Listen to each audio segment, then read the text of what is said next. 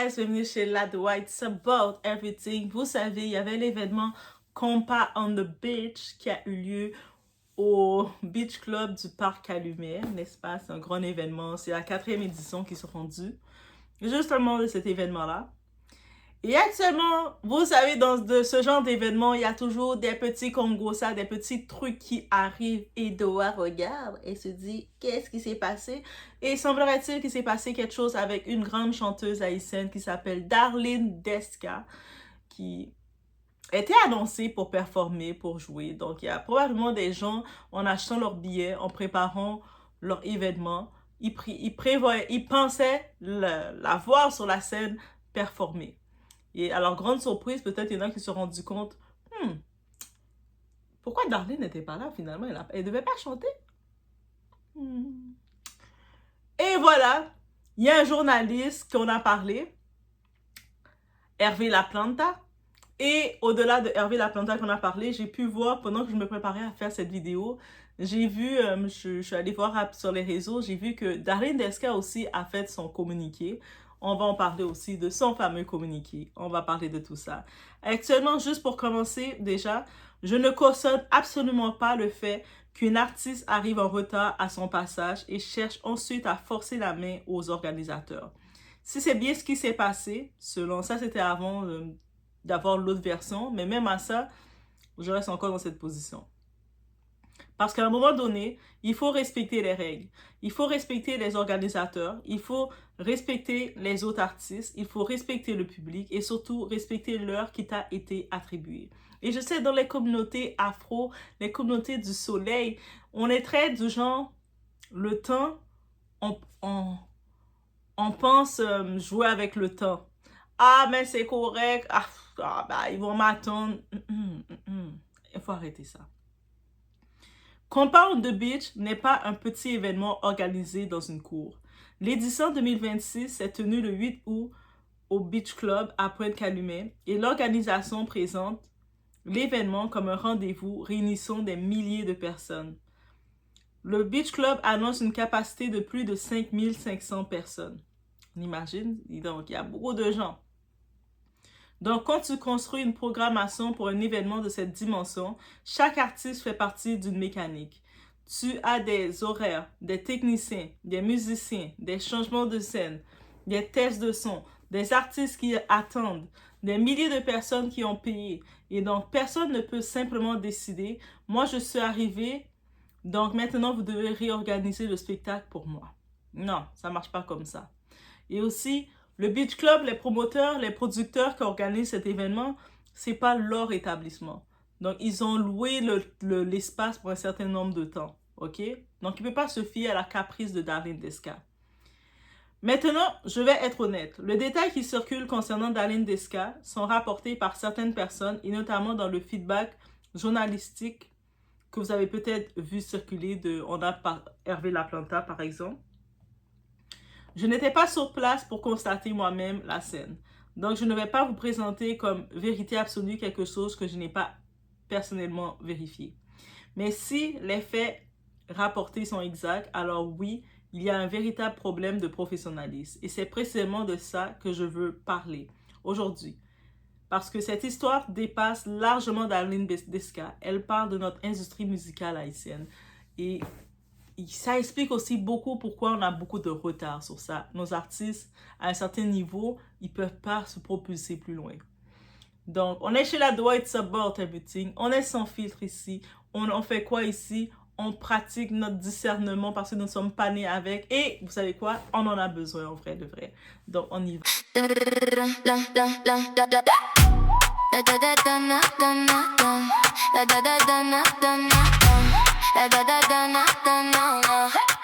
La Doha TV baby, j'ouvre la porte, tu viens. Tout ce qu'on vit, tout ce qu'on aime, dans la poche, dans le matin. Viens avec nous aujourd'hui. Tu vas voir, tu vas sentir. On dit vrai, on dit fort. Et la nuit veut revenir. La Doha TV, la Doha TV. It's about every. Donc déjà, je vais y aller avec la mise au point de Darlene Desca. Et depuis Darlene Desca a décidé de prendre elle-même la parole sur ses réseaux pour remettre les pendules à l'heure. Dans une longue mise au point publiée après les nombreuses réactions autour de son absence sur scène, la chanteuse donne sa version précise de ce qui s'est passé. Et son récit apporte un élément particulièrement important. Darlene affirme que sa balance était initialement prévue à 10h25, mais qu'elle serait arrivée sur la Eucide dès 10h15. Ok, déjà, le retard, ça fait sens. Donc, elle devait être là à 10h25, mais elle arrive sur le site du Beach Club. Et le site du Beach Club, il est très large, très grand. Tu arrives à 10h15. Dans 10 minutes avant l'heure qui lui était communiquée. Donc, elle a pris 10 minutes avant, elle arrive. Ok. Autrement dit, selon sa version, elle était bel et bien présente sur les lieux. Ok. Le problème, c'est que sa balance n'aurait finalement eu lieu qu'à 12h30, soit plus de 2 heures après l'horaire initialement prévu. Donc, techniquement, elle dit qu'on l'avait annoncé à 10h25, elle est venue à 10h15, donc elle n'était pas en retard. Mais finalement, sur les lieux, les choses ont roulé. On l'a déplacée à 12h30. Ok. Donc, elle est restée 2 heures comme ça à attendre sur le site. Oh, la pauvre. Et c'est là que la situation aurait complètement dérapé. Darlene explique avoir insisté auprès de l'organisation sur un point qu'elle considérait comme essentiel, notamment parce qu'elle affirme être la seule artiste dans certaines circonstances de cette programmation. Mais finalement, la décision aurait été prise de considérer que son heure de passage était dépassée et qu'elle ne pourrait plus monter sur scène. Et là, Darlene est catégorique. Elle refuse qu'on raconte cette histoire comme si elle avait simplement décidé de ne pas venir. Elle affirme: « Je n'ai ni manqué à mon engagement, ni été absente, ni fait preuve de retard ou de manque de professionnalisme. » Selon elle, elle était présente sur le site avant l'heure prévue pour sa balance et aurait respecté les indications qui lui auraient été données. Donc, dans sa lecture des événements, le problème n'est pas son absence. Le problème était l'organisation du passage. Donc, les organisateurs, c'est vous les responsables. C'est votre faute. C'est vous. Et c'est une nuance extrêmement importante parce qu'entre une artiste qui arrive en retard et rate sa prestation et une artiste arrive avant l'heure prévue, mais sa balance est retardée de plus de 2 heures et son créneau finit par être considéré comme dépassé, on ne parle absolument pas de la même situation. Maintenant, attention. Tout cela reste la version de Darlene Desca maintenant. Il faut donc la présenter comme telle, comme si l'organisation n'a pas donné une version complète permettant de confronter les deux récits. Mais son message est très clair. Elle considère que des problèmes d'organisation indépendants de sa volonté ont été utilisés pour remettre en question 15 années de carrière et son professionnalisme. Et honnêtement, c'est probablement la partie la plus sensible de toute cette histoire. Parce qu'elle ne dit pas seulement « je suis déçue de ne pas avoir performé ». Elle dit en substance « ne transformez pas un problème d'organisation en problème de professionnalisme ». Donc, c'est son image qui est en jeu. Et elle reconnaît malgré tout sa déception. Elle dit regretter profondément de ne pas avoir pu monter sur scène, particulièrement pour le public qui l'attendait, et qu'elle est venue rencontrer avec beaucoup d'enthousiasme. Et ça, c'est intéressant parce que Darlene ne cherche pas uniquement à se défendre contre l'organisation. Elle veut également répondre à son public. Elle termine d'ailleurs en remerciant les personnes qui lui ont témoigné leur soutien et explique que par respect pour son public, son équipe et sa carrière, elle estimait devoir rétablir les faits. Donc maintenant, on a deux dimensions dans cette affaire. D'un côté, il y a les critiques qui estiment qu'une artiste doit être ponctuelle et respecter l'organisation d'un événement. De l'autre, la version de Darlene qui affirme être arrivée avant l'heure prévue et soutient que le retard de sa prestation serait lié à des problèmes d'organisation.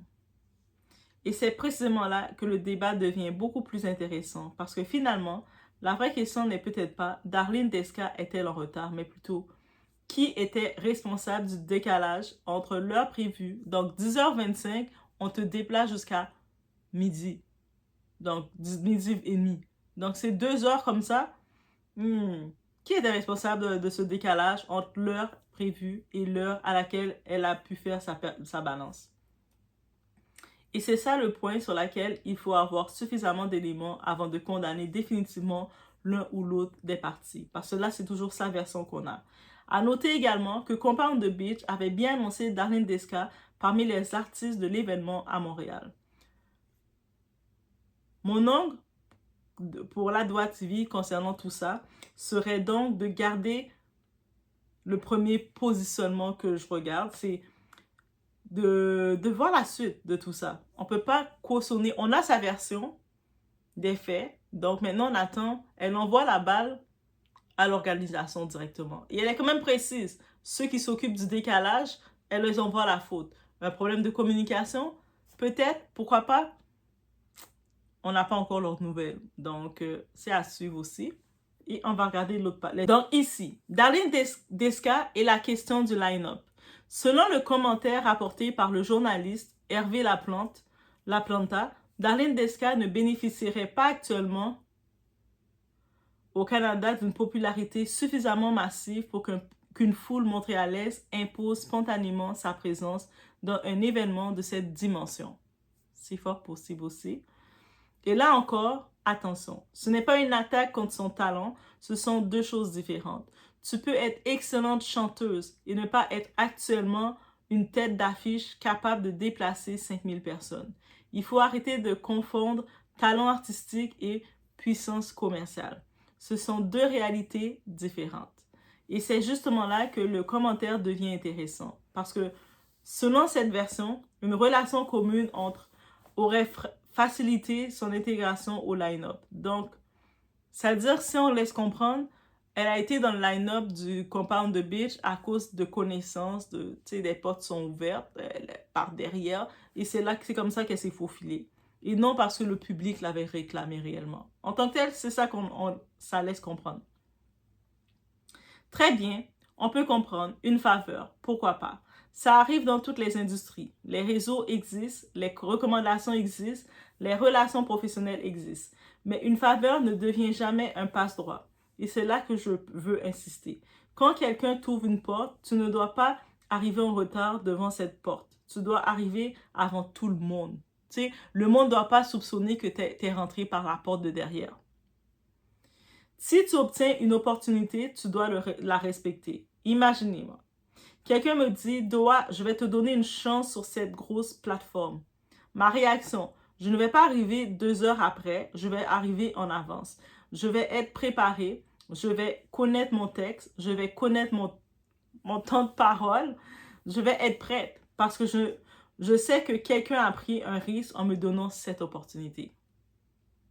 C'est ça comprendre une faveur. Une faveur doit augmenter ton niveau de responsabilité, pas diminuer tes exigences. Et encore moins, si tu t'es rentré par une faveur, et là maintenant, dans ta version, tu accuses les gens de l'organisation, dont probablement la personne qui t'a donné cette faveur, ça s'appelle un peu de l'ingratitude. On obtient une opportunité, puis on se comporte comme si l'opportunité nous était due. C'est un petit peu malaisant. Et le commentaire qui vient, donnez-moi 10 minutes. Selon les récits qui circulent, Darlene aurait raté son heure de passage et aurait ensuite tenté d'obtenir quelques minutes supplémentaires pour performer. Et là, je comprends parfaitement la frustration d'un artiste. Tu arrives, tu sais que ton public t'attend, tu as peut-être travaillé sur cette performance, tu es venu pour chanter et soudain on te dit « Non, ton temps est passé ». Évidemment que c'est frustrant. Mais le problème est que l'organisateur doit également penser à tout le monde, à son public qui sont là maintenant, qui sont déplacés. Si tu donnes 10 minutes avec Darlene pour s'installer, pourquoi pas 10 minutes à l'artiste suivant? Et si l'artiste suivant demande 10 minutes, puis celui d'après, à la fin, ton événement prend 1 heure de retard. Et qui paie le prix? Le public. Le public n'est pas votre otage. Et ça, j'aimerais vraiment qu'on le comprenne dans notre communauté. Les artistes ne font pas seulement un spectacle pour eux-mêmes, ils travaillent pour un public qui paie. Le public paie son billet, il paie son transport, il paie parfois son stationnement, il achète de la nourriture pour la consommation. Et au Beach Club, le menu est très dispendieux. Hein? Tu vois, tu achètes une poutine au Beach Club, la poutine c'est presque 20 $. OK? Voilà. Ça a été dit. Mais pourquoi tu vas acheter une poutine au Beach Club? Mais le Beach Club, c'est loin, là. C'est un site qui est loin. Ça donne faim, là. Tu arrives là, tu vas manger. Il est possible que tu vas quelque part comme ça, tu ne manges pas. Même les bouteilles d'eau, ils le font payer cher, plus cher. Donc, au-delà de ça, ils réservent une journée. Ils organisent la vie. Et il vient voir plusieurs artistes. Donc, quand un événement est organisé avec un horaire précis, le temps du public a une valeur. Le fanatisme ne doit pas nous faire oublier ça. Le problème des fans qui ne supportent aucune critique. Et maintenant, parlons des fans. Parce que là, vous êtes un autre problème. Vous êtes un problème dans cette industrie. Il y a une catégorie de fans qui pensent que soutenir un artiste signifie être incapable de reconnaître ses erreurs. Tu critiques leur artiste, ils disent « Tu es jaloux ». Le mot jaloux, là, votre jalousie est de tout. Tu soulèves un problème professionnel, tu détestes Haïti. Oh. Tu dis qu'une performance était mauvaise. Toi-même, tu ne sais pas chanter, hein? Tu parles de ponctualité, elle est humaine. Mais attendez, qui a dit qu'être humain signifiait être intouchable? Un artiste peut être humain, un artiste peut être fatigué, un artiste peut faire une erreur, un artiste peut avoir une mauvaise journée, mais il peut aussi être critiqué. Et la critique n'est pas automatiquement une haine. En 2026, être artiste est aussi un métier. Je vais être très direct. En 2026, être artiste, c'est un métier. Tu es payé, alors prépare ton travail. Tu as une prestation, sois présent. Tu as une séance photo, sois préparé. Tu as un concert, connais ton matériel. Tu as un festival, respecte ton horaire. Tu dois voyager, prévois ton déplacement. Tu as une équipe, respecte-la. Et visuellement aussi. On ne peut pas toujours arriver devant le public comme si on sortait acheter du pain. Le professionnalisme commence avant même de monter sur scène, guys. Le talent ne remplace pas la structure. Et c'est là où je pense que notre HMI, Haitian Music Industry, a un problème. Nous avons énormément de talent, mais le talent seul ne construit pas une industrie. Il faut des managers, des agents, des attachés de presse, des équipes de communication, des chorégraphes, des directeurs artistiques, des stylistes, des coachs vocaux, des producteurs, des tourneurs, des bookers, des équipes capables de faire fonctionner une carrière. Parce que le monde ne fonctionne plus seulement avec « elle chante bien ». Tout le monde chante bien quelque part. La question devient, qu'est-ce que tu offres que les autres n'offrent pas? Voilà. Et c'est pour ça qu'on parle toujours d'Aya et de Joey Doightfilly et pas de Darlene Desca et des autres. Et voilà pourquoi je vais encore provoquer. Parce qu'on se retrouve parfois dans une situation où lorsqu'il faut montrer que le compas peut toucher un public plus large, on regarde constamment les mêmes personnes. Et puis, Aya, elle a trouvé le moyen de venir ajouter le compas dans son répertoire. Et on n'a pas le choix de l'accepter parce que au-delà de Huichel, nos autres artistes, elles manquent de professionnalisme. Désolé le mot Darlene Desca, mais toi, tu es un professionnel. La même façon, Phyllis Ross, après ton affaire qu'elle a faite avec Dadju, là, on la voit en train de gouiller, on la voit sur la scène en train de bouger ses reins, collée avec tous les musiciens. Pourtant, elle faisait ses caprices. Ah, mais moi Dadju voulait que je sois dans son vidéo. Moi, je sais pas, il me prenait pour une mannequin. Mais là, t'es rendu, t'es en train d'étirer toutes ses reins, balancer toutes les musiciens, ils t'ont agrippé son corps. Je me dis, mieux valait que tu fasses une vidéo avec Dadju. Tu sois mannequin dans la vidéo de Dadju, je sais pas. Mais bref, on a cette diva-là qui voit pas grand. Donc, ça veut dire qu'on n'a pas le choix de regarder Aya pour représenter notre compas. Joey Doightfilly, merci d'être là. Joey Doightfilly, on l'a vu, il l'a montré. Il amène le compas jusqu'au Nigeria, il y a des collaborations. Il amène un peu partout, il se promène. Mais lui, sa structure et d'autres artistes qui ont réussi à structurer leur image autour d'un marché plus large. Et moi, je demande, pourquoi? Pourquoi avons-nous autant de talents haïtiens, mais si peu de carrières capables de sortir véritablement de notre niche, de sortir du créneau haïtien pour aller chercher l'argent? Parce que le problème n'est pas seulement la musique, le problème c'est l'écosystème. Le compas est pourtant en train de sortir de sa niche techniquement. Et ça, c'est presque ironique. Parce qu'en 2026, le compas bénéficie justement d'une visibilité internationale beaucoup plus intéressante. Le Monde consacrait encore récemment un article au nouveau rayonnement du compas et à la manière dont cette musique et cette danse haïtienne gagnent de nouvelles scènes et de nouvelles audiences. Donc, pendant que notre musique attire davantage d'attention, sommes-nous réellement capables de transformer cette attention en industrie? Parce qu'avoir un morceau viral, ce n'est pas une industrie. Avoir une danse TikTok, ce n'est pas une industrie. Avoir des millions de vues, ce n'est pas automatiquement une industrie. Il faut transformer la visibilité en concerts, tournées, contrats, catalogue, droits d'auteur, marque, festival, partenariat, carrière internationale. Le problème n'est pas la critique. Et voilà pourquoi je refuse l'argument. Vous critiquez trop nos artistes, c'est pour ça que l'industrie n'avance pas. Non, c'est pas ça le problème. Ce n'est pas la critique qui empêche une industrie de fonctionner. Une critique peut même être utile. Le problème, c'est quand personne ne peut rien dire parce qu'une industrie qui refuse le feedback se condamne. Aussi simple que ça. Elle se condamne à répéter les mêmes erreurs. Moi, je préfère qu'on dise « cette prestation était mauvaise » plutôt que de mentir « c'était incroyable, t'es mon Dieu ». Alors que tout le monde sait que c'était médiocre. Parce que le mensonge par solidarité ne fait progresser personne. Les polémiques autour de Darlene. Et maintenant, concernant Darlene Desca elle-même. Il faut également faire attention à une chose.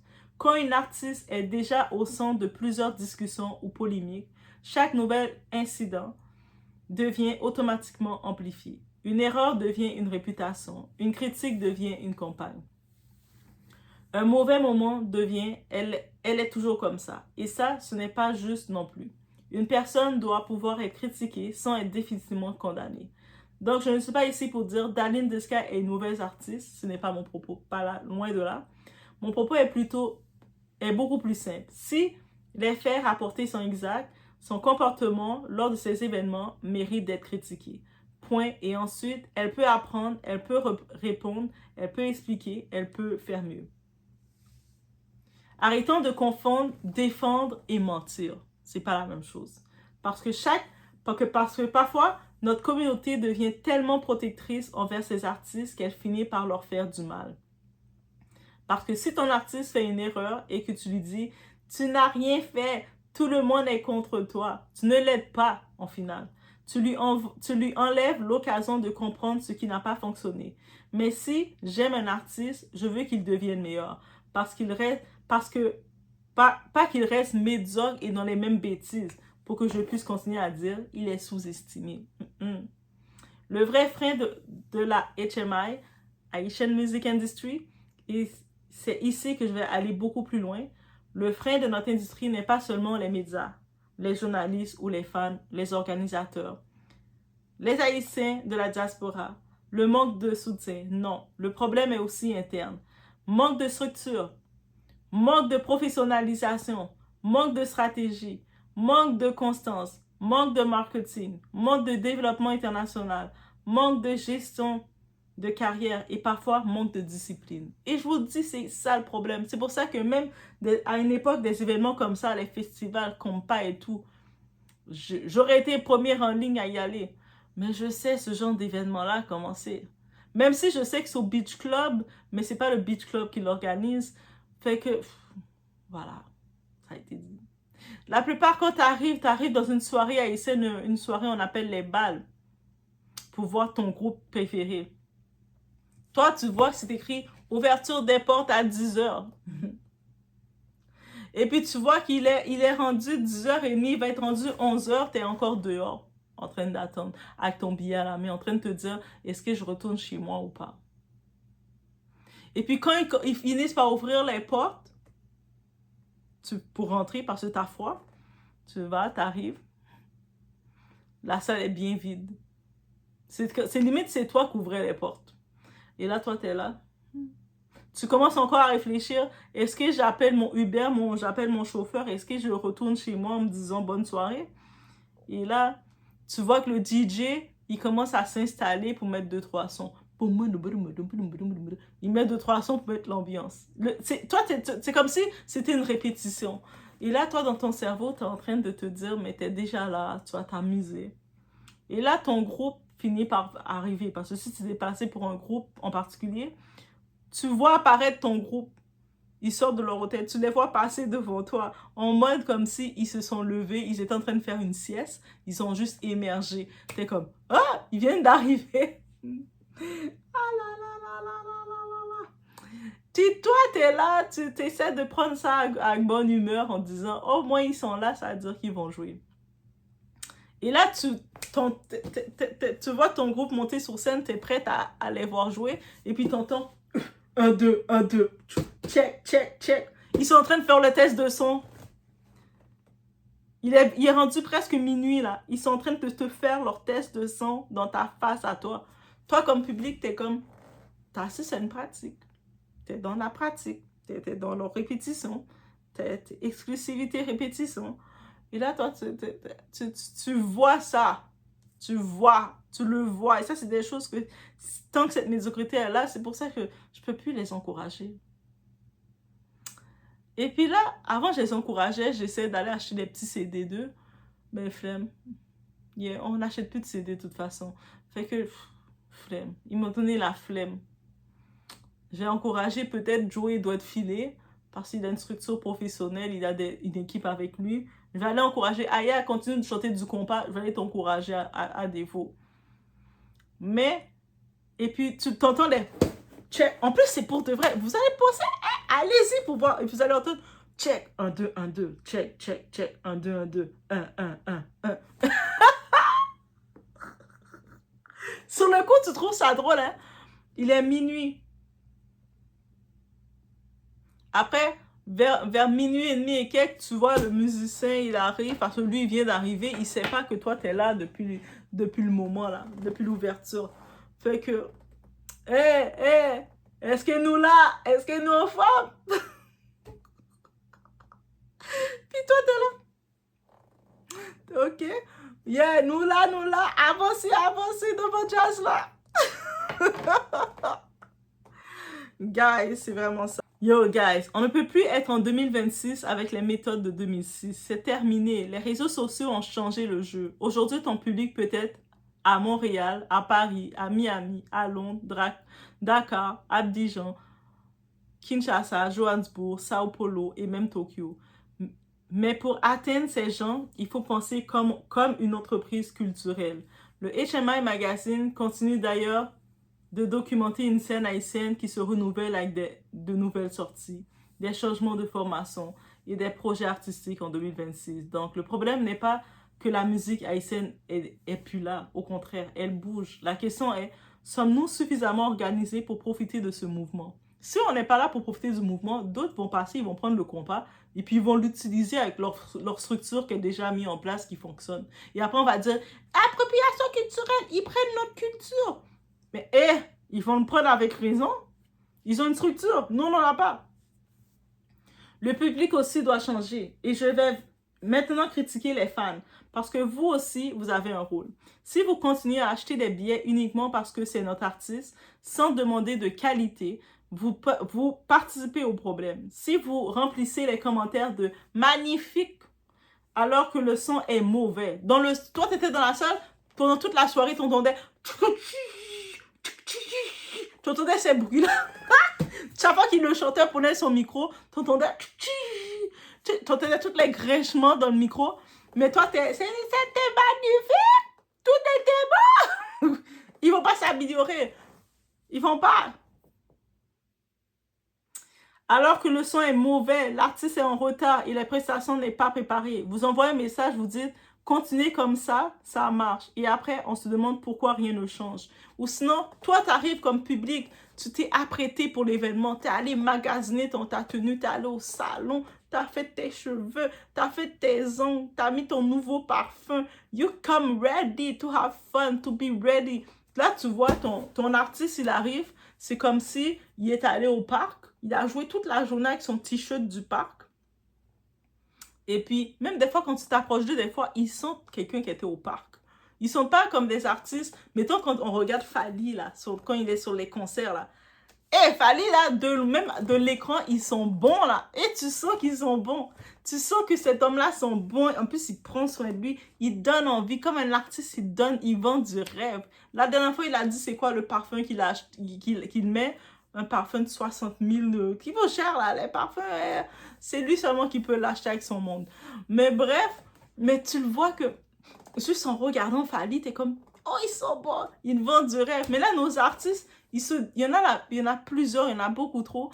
il y en a qui font des efforts. Si j'ai vu Richard Cavé, par exemple, dans Kai, et on l'a vu à Paris, dans le festival Compas à Paris, avec son petit uniforme vert, il fait des efforts. Tu sais, il vient avec un style pour plaire, et puis c'est apprécié. Mais c'est vrai, ça doit être apprécié. Mais il y a d'autres artistes qui arrivent devant, t'es comme... Tu ne pouvais pas faire semblant. T'es supposé avoir un styliste. Il y a plein de designers, il y a plein de stylistes un peu partout dans la communauté. Fais affaire avec un styliste pour travailler exclusivement avec toi. C'est pas ça que Cardi B a fait. Quand Cardi B voulait changer son image, elle a pris Colin Carter, le styliste, et puis il a un contrat exclusif avec elle, et puis il est avec elle, puis il s'occupe de son image. Il reçoit un bon argent au-delà de la visibilité, mais il reçoit beaucoup d'argent aussi. Mais c'est ça. Mais vous êtes encore dans la mentalité, vous ne voulez pas payer, vous voulez bénévolat qu'on vous donne tout. Et puis vous arrivez avec des petits chandails Temu, des petits chandails Shein, c'est écrit « Why ?» Et puis on vous regarde comme « T'es supposé être l'artiste, t'es supposé être sur la scène me vendre du rêve. » Et puis vous asseyez « Ah, l'artiste était bien. » Non, non, non, il faut vendre du rêve. Il faut commencer à refuser la médiocrité. Je vais vous dire quelque chose que certains vont détester. Nous devons devenir plus exigeants avec nos artistes. J'ai pas dit méchant, j'ai pas dit haineux, j'ai dit exigeant. Tu veux être payé comme une star, comporte-toi comme un professionnel. Tu veux être une tête d'affiche, construis une carrière de tête d'affiche. Tu veux être respecté internationalement, travaille comme une personne qui veut conquérir le marché international. Tu veux que les médias parlent de toi, donne-leur quelque chose à raconter. Tu veux que les festivals te rappellent, sois fidèle. Darlene, même dans son communiqué, elle dit « Oh, elle est arrivée, ils l'ont fait attendre comme ça 2 heures. » C'est-à-dire que même l'organisation t'ont même pas vu comme une artiste. Tu t'es peut-être présenté comme ils savaient pas t'étais qui. Ils pensaient peut-être que t'étais une bénévole. Parce que oui, ils ont des bénévoles dans les endroits. Peut-être ils pensaient que toi-même t'étais une bénévole. Et puis tu t'arrivais, tu savais pas où te mettre. Et puis eux autres savaient pas où non plus te placer. Donc, ils t'ont laissé là comme ça. Et puis eux autres, ils attendaient l'artiste. On attend l'artiste, nous, elle est où? Et puis après un moment donné, quand le monde, ils ont regardé, ils ont dit, ah, c'est elle l'artiste en passant. Ils ont fait, oh, oh, mais c'est trop tard. Non, mais pour de vrai, il n'y a pas d'autre chose. Il faut se présenter en artiste, oui. La grande question est-ce qu'on veut une industrie ou un fun club? Parce que c'est exactement ça. Un fun club dit, mon artiste a toujours raison. Une industrie dit, notre artiste doit être professionnel. Un fun club protège l'image. Une industrie protège la carrière. Et moi, je veux une industrie. Darlene Desca n'est pas le problème à elle seule. C'est important de le dire. Parce qu'on pourrait faire cette vidéo uniquement sur Darlene. Dire Darlene a fait ceci, Darlene a fait cela, Darlene est ceci, et terminé. Mais ça ne m'intéresse pas. Parce que demain, ce serait peut-être une autre artiste. Après-demain, un autre groupe. Puis un autre festival, puis un autre promoteur. Le problème est systémique, c'est le système le problème. Cette polémique est simplement un miroir et nous montre quelque chose. Notre industrie doit devenir plus professionnelle, tout court. Et aux autres artistes, prenez les critiques. Si un journaliste vous critique, écoutez. Si un blogueur vous critique, écoutez. Si un fan vous critique, écoutez. Vous n'êtes pas obligé d'être d'accord, mais écoutez. Parce qu'une critique peut être injuste, une critique peut être mal formulée, une critique peut être méchante, mais parfois, elle peut aussi être vraie. Et si elle est vraie, corrigez. C'est ça, grandir. Mon verdict sur l'affaire. Alors, mon verdict, je vais rester simple. Si Darlene Desca a effectivement manqué son heure de passage et a ensuite demandé aux organisateurs de modifier le déroulement du programme pour lui permettre de performer, alors les organisateurs étaient parfaitement légitimes à dire non. Ce n'est pas une humiliation, ce n'est pas une guerre contre Darlene, ce n'est pas nécessairement du mépris. C'est une conséquence professionnelle. Tu rates ton créneau, tu peux perdre ton créneau. C'est aussi simple que ça. Et si elle avait effectivement obtenu sa place grâce à une recommandation ou une faveur, comme le rapporte le témoignage cité du journaliste Hervé Laplanta, cela rend même la ponctualité encore plus importante. Parce que lorsqu'on te donne une chance, tu dois connaître pourquoi tu la mérites. Tu dois montrer pourquoi tu la mérites. Donc au final, cette affaire mérite encore des éclaircissements. D'un côté, on a Darlene Desca qui a donné sa version des faits. Elle affirme être arrivée sur les sites avant l'heure prévue, n'est-ce pas? Elle dit qu'elle est arrivée pour sa balance et ensuite que le décalage de plusieurs heures ainsi que l'impossibilité de monter sur scène serait lié à des problèmes d'organisation indépendants de sa volonté. De l'autre, il faut également entendre la version de l'organisation parce qu'on ne peut pas établir définitivement la responsabilité en se basant sur un seul récit non plus. Et justement, nous attendons donc des précisions des organisateurs du Compound the Beach. L'événement est officiellement présenté comme étant co-organisé par deux structures, Urban Event Entertainment et GP Made It. Ce sont donc leurs explications qui permettront notamment de comprendre ce qui s'est réellement passé entre l'arrivée de Darlene, l'heure prévue pour sa balance, le retard de celle-ci et la décision finale de ne pas la faire monter sur scène. Parce qu'au-delà de Darlene Desca, il y a aussi un public qui avait payé, qui attendait une prestation, qui mérite de comprendre ce qui s'est passé. Et par respect, par professionnalisme, ils doivent l'avoir. Pour l'instant, nous avons la mise au point de Darlene, nous attendons maintenant celle des organisateurs. Et c'est avec ces deux versions qu'on pourra réellement se faire une opinion sur cette controverse. Donc, on va suivre ensemble les éventuelles précisions qui seront apportées, s'il y en a en vrai. Et finalement, cette histoire me fait réfléchir à quelque chose de beaucoup plus grand. Est-ce qu'on veut vraiment voir le compas et la musique haïtienne devenir internationaux? Parce que si oui, il va falloir arrêter de fonctionner comme un petit cercle fermé. Il va falloir arrêter de protéger nos artistes contre toute critique. Il va falloir arrêter de confondre loyauté et complaisance. Il va falloir arrêter de dire « c'est notre artiste, donc elle a raison ». Non. C'est notre artiste, donc on veut qu'elle fasse mieux. Et moi, je veux voir une industrie haïtienne où nos artistes sont tellement professionnels qu'un organisateur de festival international se dit « je peux engager cet artiste sans avoir peur ». Je veux des artistes qui arrivent avant leur heure, des artistes préparés, des artistes structurés, des managers compétents, des contrats clairs, des productions ambitieuses, des tournées internationales, des collaborations, des stratégies numériques et surtout une culture de l'excellence. Parce que le compas est en train de bénéficier d'un nouvel intérêt international et ce serait franchement dommage que notre musique gagne en popularité pendant que notre industrie reste bloquée dans les mêmes habitudes. Alors, Darlene Desca, s'il le fait rapporter son exact, oui, elle mérite la critique sur cet épisode.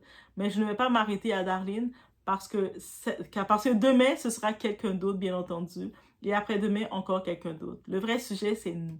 Notre industrie, Asian Music Industry, notre rapport à la critique, notre rapport au professionnalisme, notre rapport à nos artistes et notre capacité à passer de défendant nos artistes à tout prix à exigeant de nos artistes qu'ils deviennent meilleurs. Parce qu'à force de mentir pour être gentil, on finit par être complice de notre propre médiocrité. Et moi, personnellement, je refuse ça, tout simplement. Donc, je vous laisse sur ce dossier. On va voir si l'équipe qui a organisé l'événement Compound the Beach, ils vont ajouter de quoi, parce que Darlene les a accusés de tout. Elle a dit, comme les artistes, ils font toujours, les artistes, ils 5 ans, il y a quelque chose. Non, moi, j'ai rien fait. Moi, c'est pas moi. Moi, j'ai rien fait. Moi, je sais pas. Moi, je suis un petit endormi. Je dormais. Et puis, il s'est passé ça. C'est la faute d'Intel. On va voir eux autres qu'est-ce qu'ils vont dire. Ouais, on était là chez la Doha. On met des likes, on supporte et on attend.